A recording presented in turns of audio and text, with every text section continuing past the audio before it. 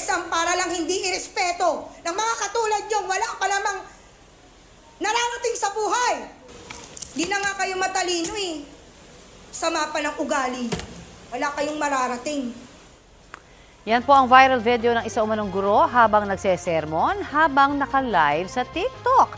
Hindi pa malinaw kung ano ang ikinagagalit ng babae. Umani ang video ng kabi-kabilang batikos. Ayon sa Department of Education, kailangan muna nila ang kumpletong incident report para malaman ang karampat ng aksyon. Sa ilalim ng DepEd Child Protection Policy at sa Republic Act 7610, maituturing na child abuse ang pagbitaw ng masasakit na salita sa mga bata.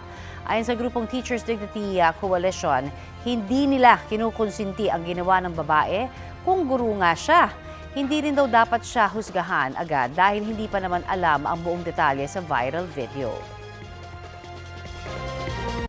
Kapuso, para sa mga maiinit na balita, mag-subscribe sa GMA Integrated News sa YouTube. Sa mga kapuso naman abroad, subaybayan nyo kami sa GMA Pinoy TV at sa www.gmanews.tv.